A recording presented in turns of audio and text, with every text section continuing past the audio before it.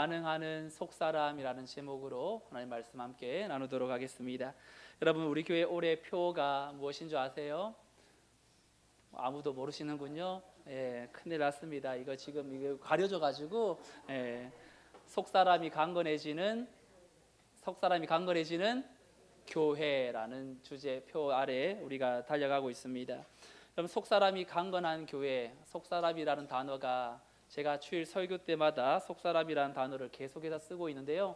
좀 속사람이 친숙해지고 계신지 모르겠습니다.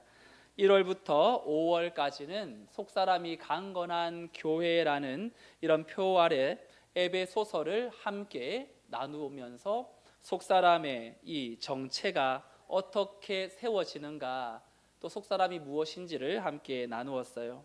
그러면서 이 6월 달에는 이 속사람이 강건한 사람들의 3명을 함께 살폈죠. 하경자라고 해서 하나님을 지극히 경외하는 자 오바댜와, 그리고 자족의 사람 아굴이라는 사람, 그리고 이름도 빛도 없이 또한 함께 동역했던 바르실레, 이 3사람을 함께 살피면서 속사람의 특성, 어떤 모습을 가지고 있는지를 함께 나누었습니다. 그리고 이제 7월부터 8월까지는 이제 이 마태복음을 중심으로 해서 예수를 따라 자라가는 속사람, 부르심에서 십자가까지라는 이 주제를 함께 나눠보려고 합니다.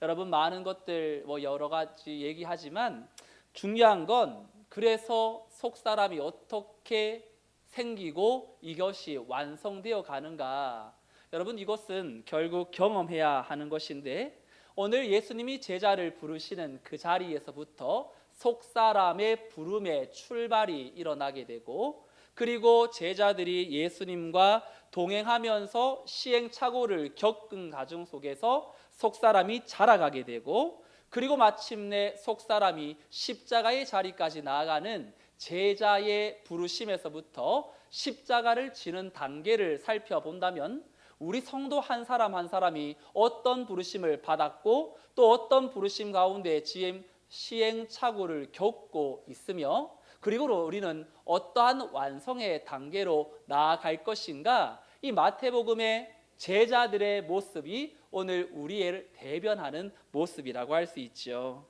그래서 오늘 우리는 이 마태복음을 통하여서 여러분, 속사람을 다시 배운다라는 마음으로 우리의 속사람이 과연 어디에 부르심을 받고 나가야 될지, 이 마태복음의 시리즈를 통하여 주님의 부르심을 기쁘게 따르는, 또한 속사람이 회복되는 은혜의 역사가 다시 한번 일어나기를 주님의 이름으로 축복합니다.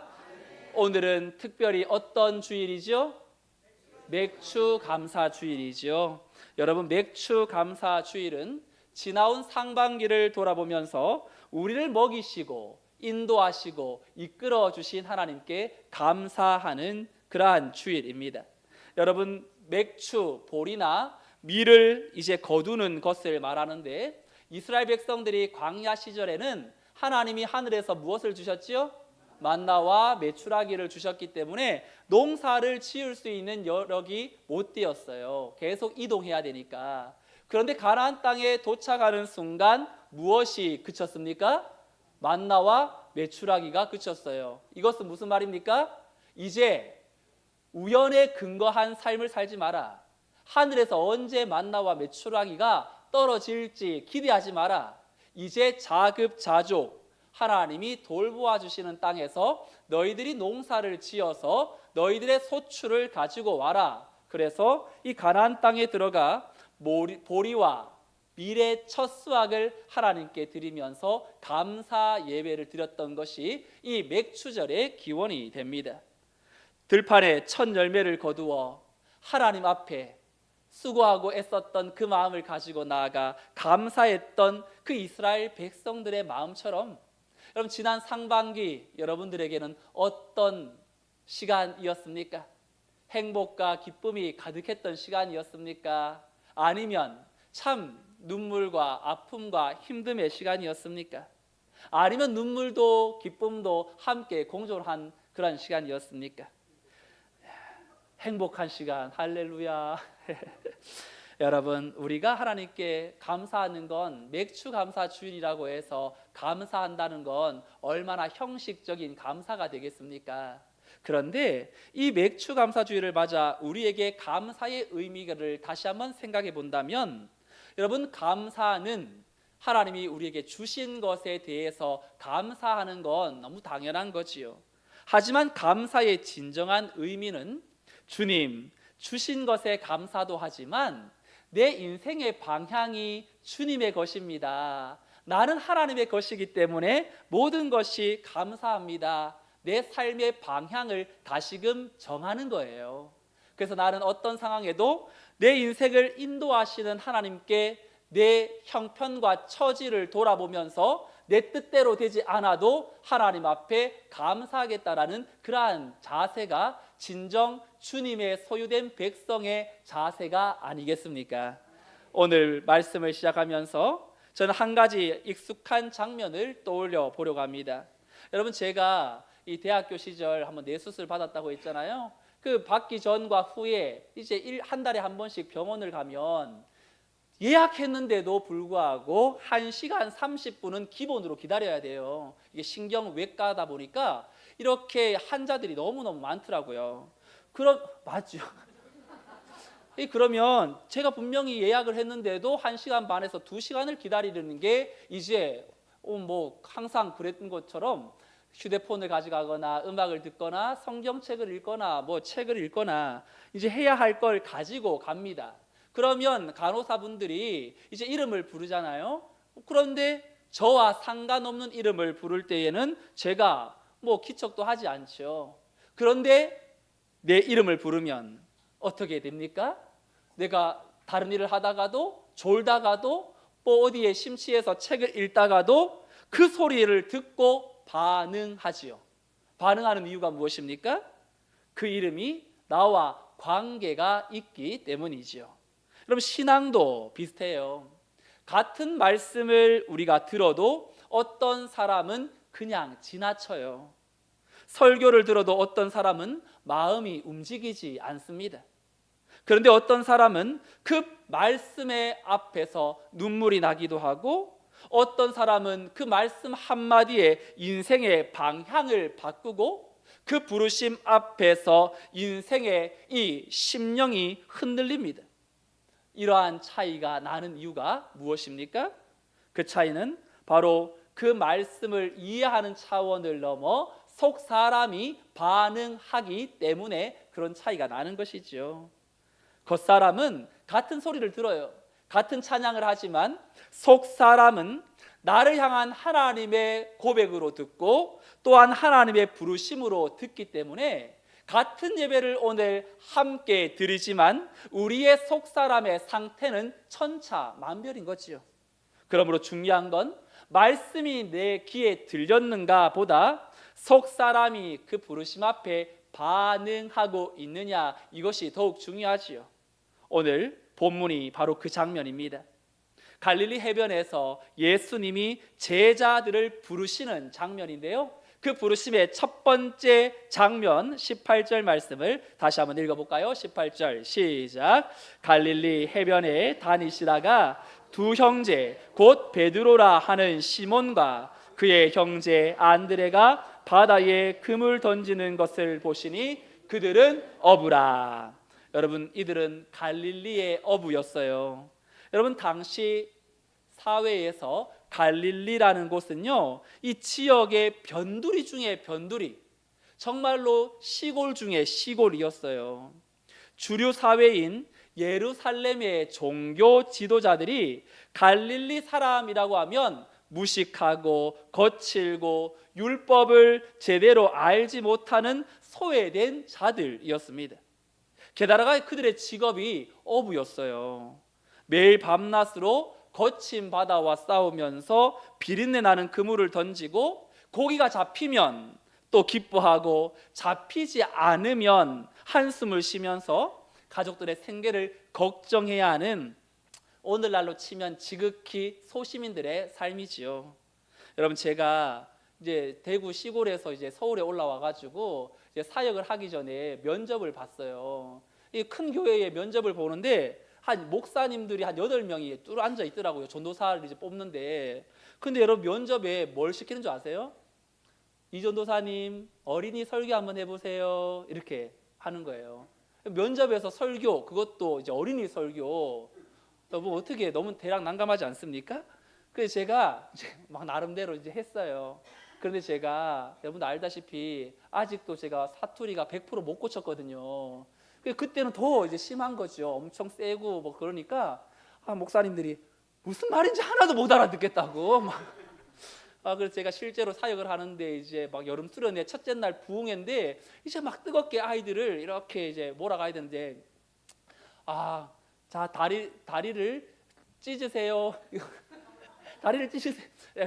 이게 다리를 벌리고 손을 모으고 이제 뭔가 이렇게 해야 되는데 언어가 이 사투리가 자꾸 나오니까 애들이 막 뭔가 이렇게 선생님 옆에서 통역해주고 이런 갈릴리 사람들이에요.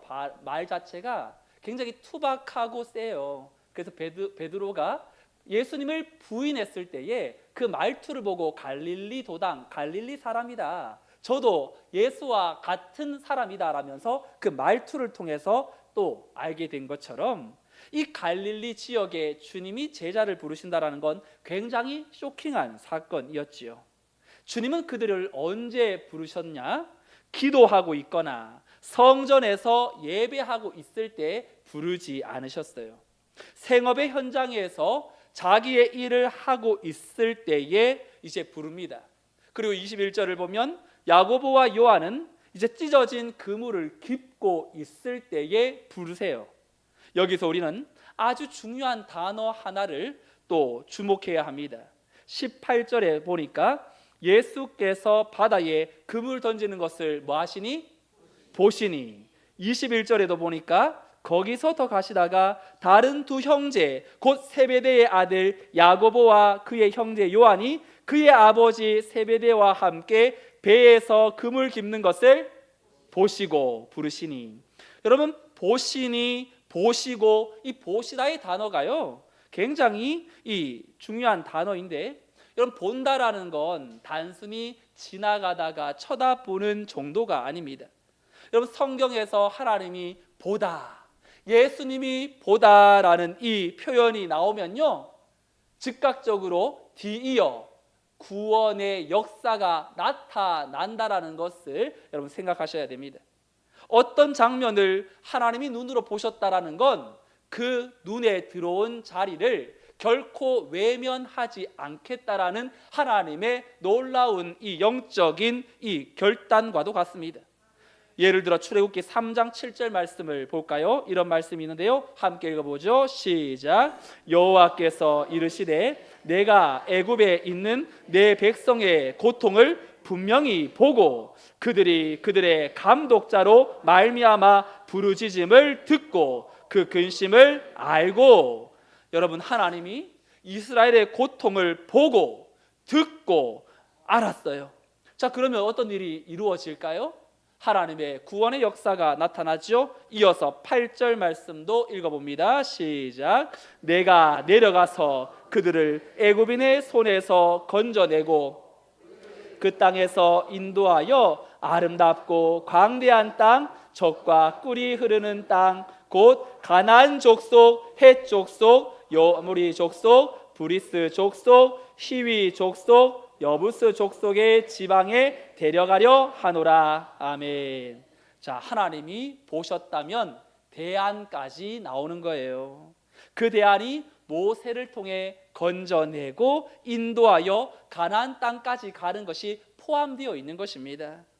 여러분 우리가 죄로 말미암아 죽어 있을 때 아담과 하와가 선악과를 따먹었던 걸 주님 하나님이 보셨을 때 그들을 멸하거나 에덴에서 완전히 끝장내는 단계로 나가지 않고 하나님이 보셨으니 구속자 예수 그리스도를 창세전에 이미 예정 준비하셔서 이미 하나님이 보시는 것을 그 이후에 대안까지도 마련하시는 것이 우리 하나님의 창조 타락 구속으로 나가는 성경의 흐름인 것이지요. 여러분 우리의 인생도 하나님께서 우리의 삶을 여기까지 인도하셨다라는 건 우리가 한때 이 문제가 해결되지 않으면 어떡합니까 하나님? 하나님 도와주셔야 합니다. 여러분, 그 문제 가지고 여러분들의 인생이 망했습니까? 그렇지 않지요. 그 하나님 앞에 보신, 하나님 앞에 보여진 우리의 삶이 하나님의 대안으로 오늘 이날 것 우리와 함께 하고 계시는 줄로 믿습니다. 감사한 건 제자들이 먼저 주님을 본 것이 아니라 주님이 제자들을 먼저 보셨다라는 거죠. 우리가 주님을 먼저 찾은 것이 아니라 주님이 먼저 우리를 알아보셨어요. 우리가 먼저 찾아간 것이 아니라 주님께서 먼저 우리의 삶의 자리로 들어오셨습니다. 우리가 준비된 사람이어서 부름받은 것이 아니라 주님이 우리를 보셨기 때문에 부르심이 시작된 것이죠. 사랑하는 성도 여러분, 속사람이 강해지는 첫 출발은 내가 얼마나 열심히 준비했느냐, 또 내가 대단한 결심을 했는가, 여기에 있지 않습니다. 먼저는 주님이 나를 보고 계신다라는 그 사실을 믿는 것부터 부르심은 시작되는 겁니다. 하나님이 여러분들을 보고 계신다는 사실을 믿으십니까? 그렇다면 여러분들은 이미 부르심에 속사람이 깨어난 거지요. 자, 그렇다면 우리의 인생 속에서 우리는 하나님 앞에 오늘도 나를 보고 계시는 하나님 앞에 숨기려고 하지 마세요. 내가 아무리 감추려고 해도 하나님은 보고 계세요. 우리가 하나님 앞에 선다는 것은 결국 우리의 연약함을 있는 그대로 내어드리는 것이고, 그러면 그걸 바라보시는 하나님은 우리를 보실 때 나를 감시하려고 보는 것이 아니라 돕기 위해서, 회복시키기 위해서 다시금 하나님의 역사를, 또한 하나님의 이끄심을 경험하도록 만드시도록 우리를 바라보고 있는 것입니다. 그러니 하나님의 시선 아래에 우리의 모든 삶이 주님 앞에 내어드릴 수 있기를 주님의 이름으로 축원합니다. 자, 그렇다면 이제 예수님은 일상에 묻혀 살아가던 이들을 보셨어요. 그리고 보았다라는 건 이제 보고 끝나는 것이 아니라 특별한 목적을 가지고 보셨을 것인데, 제자들을 보시고 나서 위대한 목적, 사명이 선포됩니다. 19절 말씀 함께 읽어보죠. 시작. 말씀하시되 나를 따라오라. 내가 너희를 사람을 낚는 어부가 되게 하리라 하시니. 여러분, 이 한 구절이 이 어부들의 속 사람을 완전히 뒤흔드는 폭탄과도 같았습니다. 여러분, 이 한 구절이 예수님의 두 가지의 부르심을 우리에게 보여주고 있는데요. 첫째, 나를 따라오라. 이 부르심은요, 바로 관계와 존재를 위한 부르심이에요. 그리고 두 번째, 내가 너희를 사람 낚는 어부가 되게 하리라 라는 부르심은 사명으로의 부르심이죠. 여러분, 예수님은 먼저 제자들을 부르시면서 큰일을 해라, 너 어떻게 이때까지 경력이 어땠는지 이력서 써와라, 제자로 뽑아줄지 결정하겠다가 아니었어요. 그저 나를 따라오라 라고 말씀합니다. 주님이 가장 먼저 원하신 것은 제자들이 주님과 따르는, 주님과의 동행이 주님 편에서 제일 먼저 우선되어야 할 상황이었어요. 여러분, 성경에 보면 하나님과 동행했던 걸 기뻐했던 사람, 그래서 그 동행한 걸 기뻐해서 죽음을 보지 않고 하늘로 옮겼던 사람 누가 있습니까? 에녹이라는 사람이 있죠. 여러분, 창세기 5장 24절에 에녹은 어떤 인생을 살았느냐, 한 줄로 이렇게 표현합니다. 읽어보죠. 시작. 에녹이 하나님과 동행하더니 하나님이 그를 데려가심으로 세상에 있지 아니하였더라. 여러분, 에녹은 어떤 삶을 살았길래 하나님과 동행을 하면서 하나님이 너 거기 있지 마라, 내 옆에 오너라, 죽음을 보지 않고 옮기도록 했을까? 저는 에녹이 항상 성전에서 지냈나? 항상 이 산에서 하나님을 만나려고 애썼나? 근데 그게 아니더라고요. 창세기 5장 22절을 보면 에녹의 삶을 이렇게 한 줄로 평가합니다. 에녹이 무두셀라를 낳은 후 300년을 하나님과 동행하며 자녀들을 낳았으며. 여러분, 에녹은 수도원 생활을 한 게 아니에요.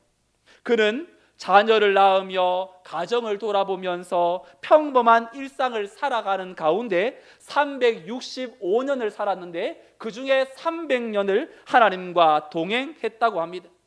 그의 동행은 어쩌면 일상을 벗어난 특별한 그러한 장소가 아니라 이 매일의 삶에서 하나님을 의식하고 하나님의 뜻을 구하면서 하나님 중심의 삶을 300년을 살았던 거지요. 이런 인생을 산 에녹을 히브리서의 기자가 어떻게 그의 인생을 또 평가하냐면 히브리서 11장 5절 말씀도 함께 읽어볼까요? 시작. 믿음으로 에녹은 죽음을 보지 않고 옮겨졌으니 하나님이 그를 옮기심으로 다시 보이지 아니하였느니라. 그는 옮겨지기 전에 하나님을 기쁘시게 하는 자라 하는 증거를 받았느니라. 아멘. 여러분, 창세기에서 하나님과 동행했다라는 이 에녹의 모습을 히브리서에서는 하나님을 기쁘시게 했다라는 말씀으로 표현하지요. 여러분, 하나님을 기쁘시게 하는 거 사실 우리가 많은 일을 하는 것이 아니라 그분과 함께 동행하는 것이죠.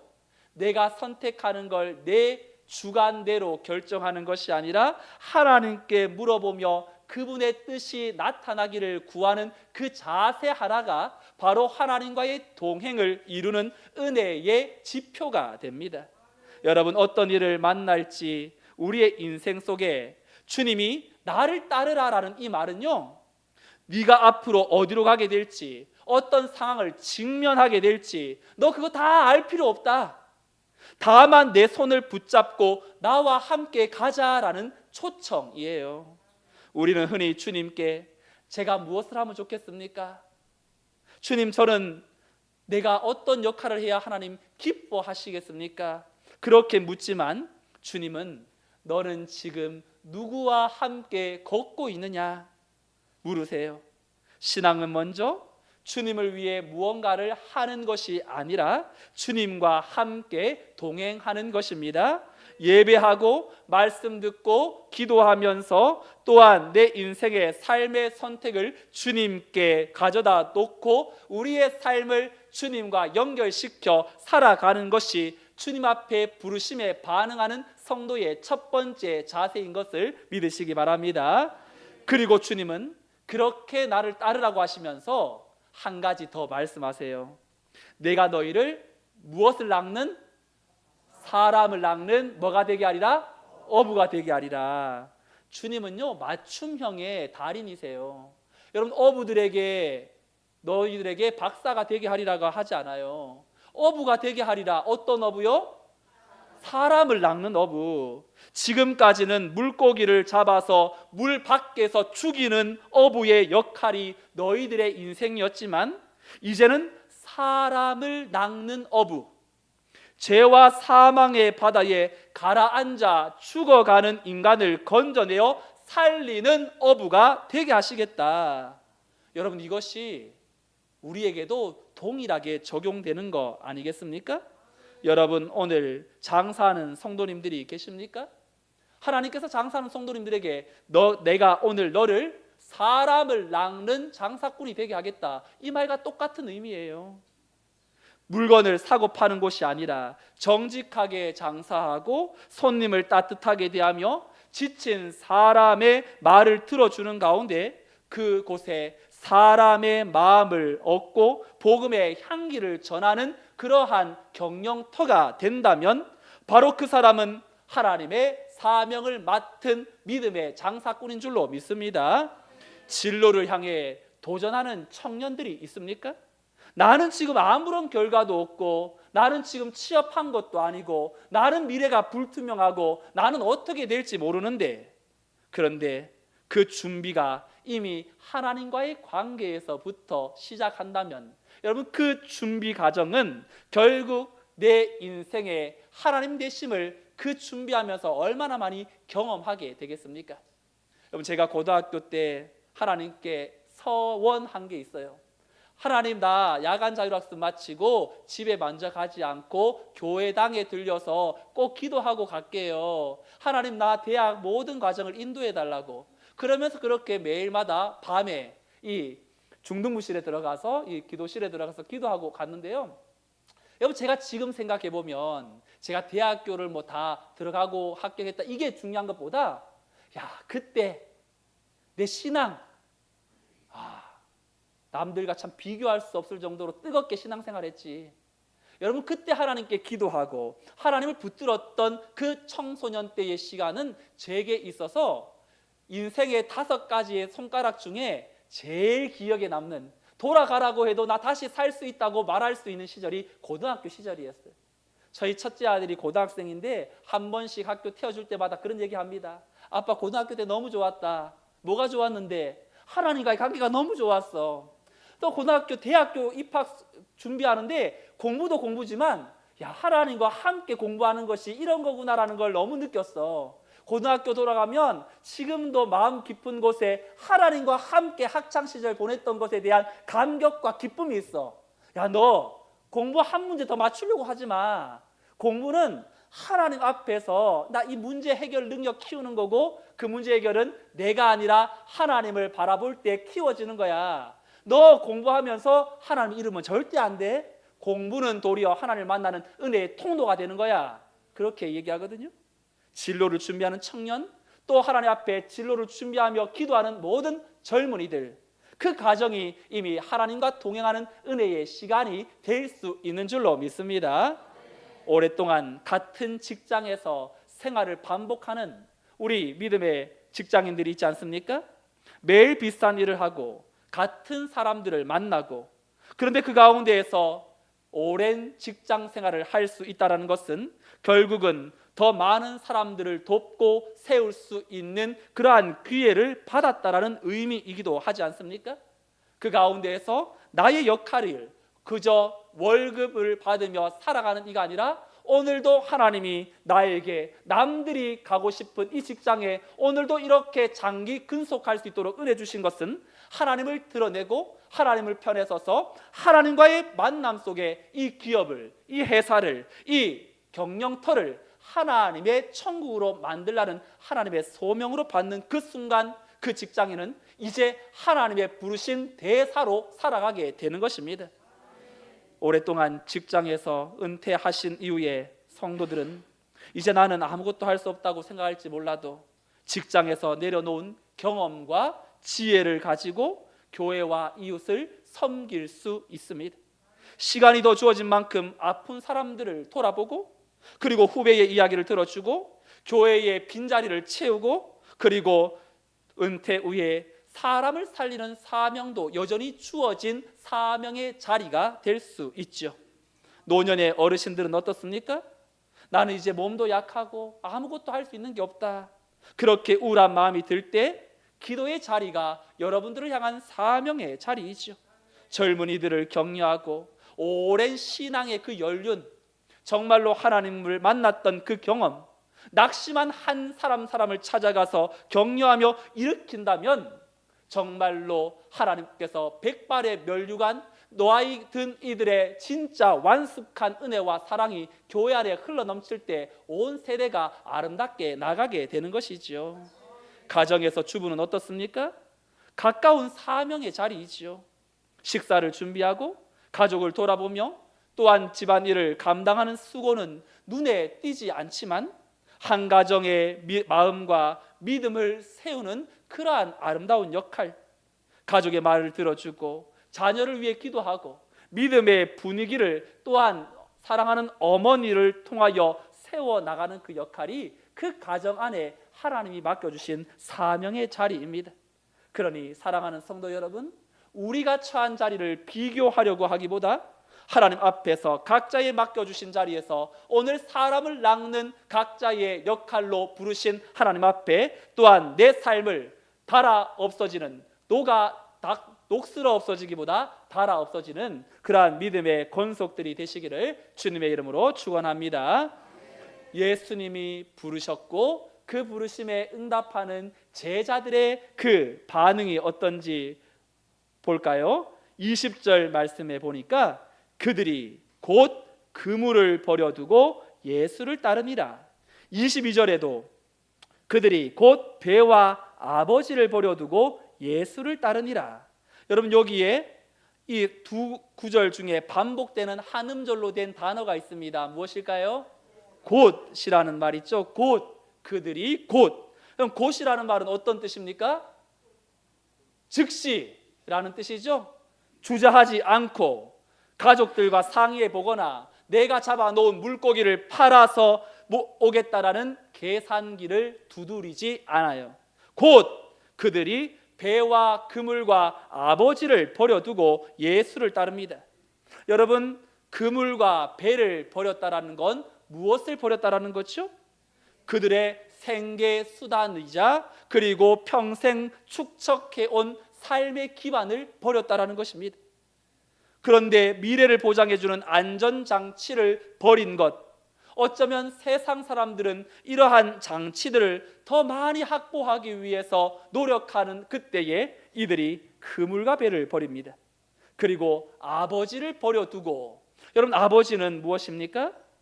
당시 가부장적 유대 사회에서 가장 강력한 인간적 관계망이고 정서적 유대감이고 육신의 배경이지요. 그런데 그물과 배와 아버지를 버렸다라는 것은 자신의 삶을 지탱하던 경제적 안전망, 인간의 의지처, 과거의 삶의 방식을 과감하게 내려놓고 오직 예수님만을 내 인생의 가장 확실한 안전망이자 최고의 가치로 생각하겠다라는 속사람의 결단입니다. 그들이 주님의 부르심에 곧 즉각적으로 반응한 것은요, 그들의 속사람이 지금 거대한 혁명이 일어나고 있음을 보여주고 있는 것이죠. 여러분, 예수라는 분의 음성을 듣는 순간 그분의 영광과 권위 앞에 내 배가 얼마나 작고 사소한 것인지를 깨닫게 되고, 그리고 참된 순종이 억지로 하는 것이 아니라 그 가치 있는 분을 발견했기 때문에 이 땅에 내가 추구하려고 했던 것들을 기꺼이 내려놓고 저분을 따라가면 내 인생이 어떻게 달라질까? 저 한 분만 붙들면 되겠다라는 그러한 놀라운 은혜가 그들의 심령 속에 들어간 것이지요. 사랑하는 성도 여러분, 디트리트 본헤퍼라는 독일의 신학자가 쓴 책 중에 나를 따르라라는 책이 있는데요, 거기에서 이 사람이 이런 말을 합니다. 예수께서 한 인간을 부르실 때 그분은 오셔서 죽으라고 명령하시는 것이다. 육신의 목숨을 끊으라는 말이 아니라 바로 예수님 외에 내가 주인 삼았던 모든 우상과 겉사람의 욕망에 대해 죽으라는 뜻입니다. 어부들의 속사람은요, 주님의 음성을 듣는 순간 자아 중심적인 삶에 대해서 죽고 이제 주님 중심적인 삶으로 다시 태어나는 첫 발걸음을 내딛게 된 것이죠. 여러분, 말씀을 정리합니다. 마태복음 4장에서 시작된 이 아름다운 주님의 이 부르심은 이제 여기서 끝나지 않아요. 그들은 이제 주님과 함께 동거동락하면서 9월까지 살펴보겠지만 제자들은 얼마나 많은 시행착오를 겪습니까? 예수를 믿었지만 하루아침에 달라지지 않는 내 모습에 얼마나 많은 또한 아쉬움과 하나님 앞에 죄송스러운 마음이 있습니까? 그런데 그것에 너무 마음 빼앗지 마라. 이제 너는 나와 함께 걸어가는 과정 속에 다듬어질 것이다. 그리고 너희들의 인생에 마침내 소망의 항구로 이끄시는 날을 경험하게 될 것이고, 이 제자들이 어떻게 십자가의 길까지 나가는 그 여정을 통하여 오늘 성문교회 한 성도 한 성도 내가 너를 불렀기에 너희들의 삶 또한 하나님의 부르심 앞에 오늘 첫 출발을 나의 부르심에 반응한다면 너희들의 삶의 과정과 마침은 마침내 하나님의 뜻하신 손에 있을 것이다라는 걸 발견하게 되실 것입니다. 오늘 처음 갈릴리 해변에서 제자로서의 부르심은 이제 그들의 심령의 놀라운 변화의 첫 출발에 선 것처럼 오늘 우리에게도 하나님께서 말씀하십니다. 오늘 우리를 부르시는 하나님 앞에 자꾸 내가 내려놓지 못하는, 여전히 하나님보다 앞세우고 있는 것들이 있다면 이 시간 성령께서 깨우쳐 주시고 예수 그리스도 앞에 내 삶을 온전히 내어 맡길 수 있는 은혜가 있기를 주님의 이름으로 축원합니다. 한 사람의 이름을 통해, 한 분의 이야기를 통하여 말씀을 정리하지요. 아프리카 선교의 개척자로 불리는 이 데이비드 리빙스턴이라는 아프리카 선교의 아버지가 있습니다. 이분은 아프리카에서 사자의 공격을 받아 한쪽 팔을 또한 많이 다쳤고, 또 거친 환경에서 여러 질병과 또한 이 열병에 시달렸어요. 오랜 사역을 마치고 영국으로 돌아왔을 때 그의 몸은 이미 고난의 흔적이 깊이 남아 있었습니다. 1857년 캠브리지 대학교 강단에서 그가 학생들에게 설교하면서 그는 이렇게 말합니다. 나의 삶을 희생이라고 저는 부르지 않습니다. 사람들은 내가 아프리카에서 보낸 삶을 희생이라고 말하지만 도리어 그 삶은 제게 특권이라고 생각합니다. 질병과 고통과 위험이 우리의 마음을 흔들 수 있지만 하나님께서 주시는 영광과 은혜 앞에 압도되어 그는 다시금 아프리카로 돌아가 남은 여생을 살고 오늘날 잠비아라는 곳에 1873년도에 이제 죽음을 맞이하죠. 그는 마지막까지 기도하는 자세로 하나님께 나아갔다가 그를 발견한 사람들이 엎드려 기도하는 자세로 죽은 것을 보면서 하나님 앞에 아프리카를 위하여 살았던 사람이었노라고 또한 부르게 된 것이요. 여러분, 우리의 인생의 여정 속에 하나님 앞에 이런 질문을 드리면 어떨까요? 나는 주님을 따르는 것에 혹 주님을 따르면서 잃은 것을 계산하고 있지는 않은가? 아니면 하나님과 동행하고 하나님을 믿는 것을 특권이라고 생각하고 있는가? 내 인생 여정 속에 하나님이 오늘도 나와 함께 하신다는 그 사실 하나, 그것으로도 나는 족한 은혜라고 여길 수 있는가? 우리 모든 성도들의 삶에 오늘 맥주감사주일을 지나면서 하나님 이만큼 주셔서 감사합니다, 이 고백을 넘어 하나님 오늘도 나를 바라보고 계시니 감사합니다, 내 삶이 주님의 것입니다, 남들보다 더 큰 물고기를 많이 잡아야 한다라는 그러한 불안의 그물을 버리고 사람들에게 인정받으려는 그러한 이 체면의 배를 버리고 오직 주님을 따르고 주님과 동행함으로 말미암아 내 심령이 오늘 세상 어떤 소리에도 또한 요동하지 않고 예수 그 은혜의 소망을 따라 믿음의 그 길을 주님과 함께 아름답게 동행하는 하나님의 권속들이 되시기를 주님의 이름으로 축원드립니다. 아멘. 다 같이 자리에서 일어나셔서 오늘 우리 그루터기 찬양팀과 함께 찬양했던 주님의 시선, 나를 오늘 바라보고 계시는, 이 찬양할 때 하나님 나 바라보고 계시는구나, 나를 회복시키시는구나, 나를 다시 살게 하시려고 나를 바라보시는구나, 우리의 삶의 자리를 하나님 앞에 빗대어 또 함께 찬양하겠습니다. 흐르는 시간이 한숨만 남기고 반복된 실패 속 지쳐갈 때 내 맘의 소망이 눈물 조각 될 때 내 곁에 다가와 부르시는 주님의 시선, 주님의 시선, 나를 비추시고 상처난 내 맘 만지시네, 말씀하시고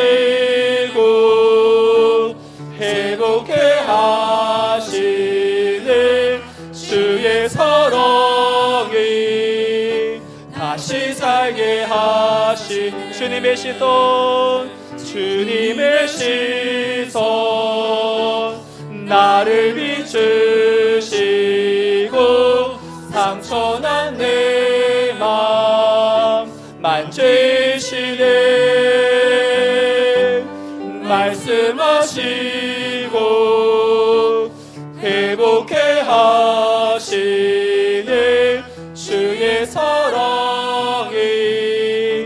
다시 살게 하시네. 주를 봅니다. 주를 봅니다. 지금 이곳에서 주를 봅니다. 지금 이곳에서 주를 봅니다. 지금 이곳에서 주를 봅니다. 지금 이곳에서 주님의 시선, 주님의 시선 나를 비추시고 상처난 내 맘 만지시네. 말씀하시고 새롭게 하시네. 주의 사랑이 다시 살게 하시네. 믿고 우리 찬양한 것처럼 주님 우리를 바라보신 이유는 안됐다 어떡하니 동정의 바라봄이 아니죠. 측은히 여김의 바라봄이 아닙니다.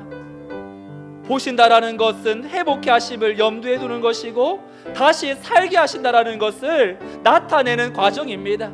우리가 어디를 바라보고 있습니까? 두 주인을 섬기지 말아야 합니다. 이 땅에 내 마음을 흔드는 것에 마음 빼앗기지 않고 오늘 주님이 나를 따라오라, 나와 동행하자, 내가 너를 사람 낚는 어부가 되게 하리라. 우리의 삶의 자리에 나만 바라보고 그저 하루만 잘 버티면 된다라는 식으로 살았던 우리의 인생에 하나님께서 찾아오셔서 나와 동행하자, 내가 너를 사람 낚는 어부가 되게 하리라. 너만 아니라 너를 통하여 하나님의 역사를 이루어드리겠노라 다 말씀하시는 하나님 앞에 우리의 인생을 내어드리고 우리 앞에 정말로 하나님 앞에 나의 숨은 모든 것들 다 내어놓고 하나님의 그 사랑 안에 회복되게 하여 주옵소서. 주님의 그 놀라운 능력 안에 다시 살게 하여 주옵소서. 주님 나를 만나 주옵소서. 오늘 말씀을 생각하며 함께 통성으로 기도하겠습니다. 하나님 아버지, 오늘도 우리를 주의 은혜 가운데 불러주시고 주님을 바라보기를 원합니다. 상처난 내 마음을 비추어 주시고 나를 향한 하나님의 부르심 앞에 나가기를 원합니다. 다시 살게 하시는 하나님을 바라봅니다. 주님, 나의 인생의 여정 가운데 여전히 하나님을 바라보지 못하고 이 땅 가운데 흔들려 버리는 하나님 일시적이고 현세적인 것에 내 마음이 다 무너지는 연약한 것들을 주의 손에 올려드리오니 하나님 말씀하시고 회복케 하여 주시고 주의 사랑으로 다시금 살게 하여 주옵소서. 주님을 바라볼 수 있는 영안을 열어 주옵소서. 세상 것에 내 마음 빼앗기지 않게 하여 주옵소서. 이 자리에 와 있지만 형식과 습관과 마음 빠진 모습으로 세워져 있다면 성령께서 이 시간 우리의 마음 깊은 곳에 자정하여 주시고 하나님의 살아계심을 경험하게 하여 주옵시며 주님을 바라보게 하여 주옵시며 하나님의 구원의 은혜를 온전히 경험하는 믿음의 자녀들이 되게 하여 주옵소서. 그리하여 이 한 주간 또한 우리의 삶을 통하여 살아계신 하나님을 경험하게 하시고 믿음의 주님을 바라보게 하시고 구원의 놀라운 능력 안에 서게 하여 주시옵소서. 우리를 모든 주의 은혜 가운데 서게 하신 하나님을 바라보게 하소서. 이 모든 말씀 우리 주 예수 그리스도의 이름으로 기도드리옵나이다. 아멘. 첫째 주 공동체 고백으로 예배를 마치겠습니다. 시작.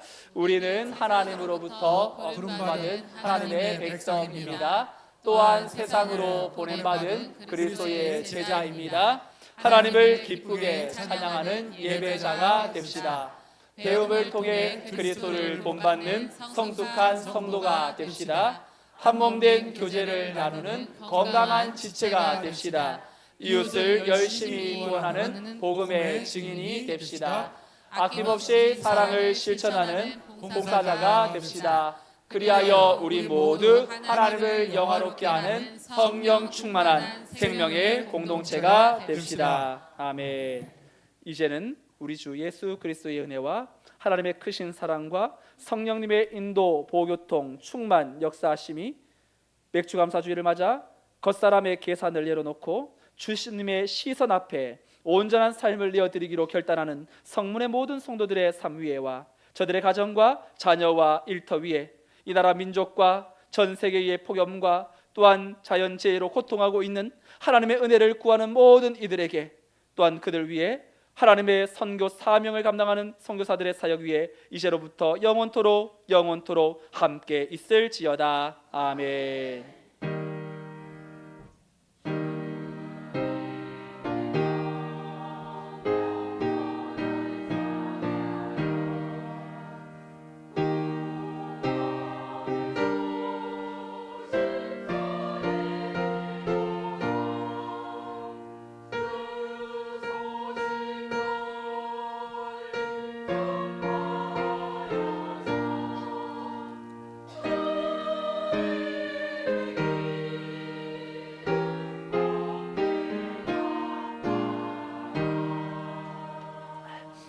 자리에 앉으시고 우리 2, 4분기 정기재직회 찬송가 430장 우리 1절 4절 함께 찬송하겠습니다.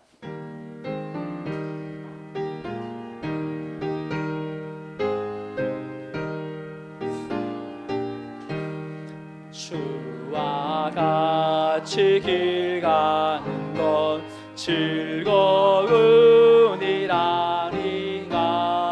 우리 주님 걸어가신 발자취를 밟겠네. 한 걸음 한 걸음 주 예수와 함께 날마다 누리 걸어가리. 옛 선지자의 똑같이 누리들도 천국에 들려 올라갈 때까지 주와 같이 걷겠네. 한 걸음 한 걸음 주 예수와 함께 날마다 누리 걸어가리. 오늘 재직회를 위해서 우리 유신웅 장로님 한번 기도해 주시면 감사하겠습니다.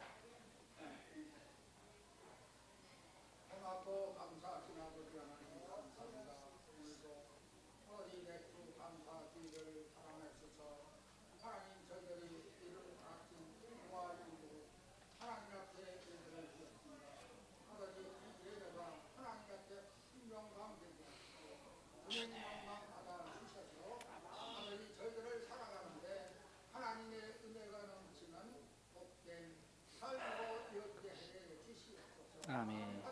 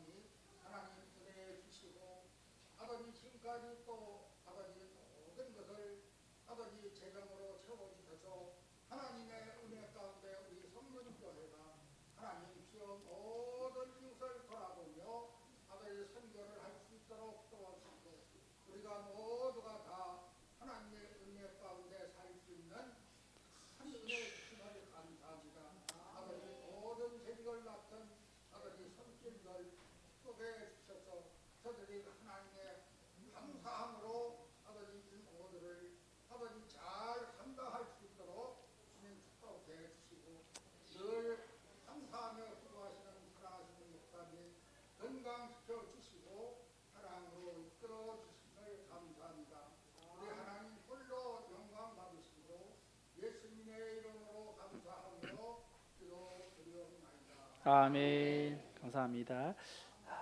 네, 회원 전명 시간입니다. 재직회 서 계신 집사님 참석 인원 확인해 주세요. 네, 47명 참석으로 재직회 시작하도록 하겠습니다. 전회의록 낭독 우리 서기 집사님 나오셔서 낭독해 주시겠습니다.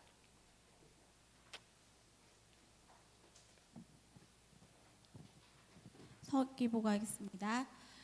2026년 제1회 재직회가 26년 4월 5일에 있었습니다. 26년 4월 5일에 있었던 재직회 결과를 보고드리겠습니다. 45명이 참석하였고 찬송가 288장을 부른 후 김원 장로님 기도로 12시 10분에 시작하였습니다. 수입 부분은 자료에 의해 재정위원장님께서 설명하시고 질의응답 없이 통과하였습니다. 1, 4분기 재직회가 없었으므로 재정위원장님께서 공동의회 건의사항을 위주로 경과 보고를 하였습니다. 작년 2월금인 2,405만 2,890원의 사용처에 대해 말씀드리겠습니다. 700만 원은 방송실 장비인 앰프와 그리고 키보드를 구입하였고 500만 원은 이규루 선교사님의 수술 비용으로 사용하였으며 200만 원은 선교 헌금과 1천만 원은 건축 헌금으로 사용되었습니다. 또한 특별 헌금 5천만 원이 있었습니다. 특별 헌금 5천만 원에 대해 당회에서 특별 헌금 5천만 원과 적립금 1천만 원, 작년도 2월금인 1천만 원, 총 700만 원을 교회 건축 대출 납입 금액 1억 원 중에서 7천만 원을 상환하기로 질의응답 없이 동의 제청 후 통과하였습니다. 선교 보고를 받은 후 기타 안건 없이 12시 40분에 목사님 기도로 재직회를 마쳤습니다. 이상입니다. 네. 이해로 어떻게 할까요? 그대로 받기 동의하십니까? 동의했습니다. 예, 제청 들어왔습니다. 그대로 받기로 동의하시면 예하시고요. 예, 부하시면 아니하십시오. 네, 감사드립니다. 네, 수고하셨습니다.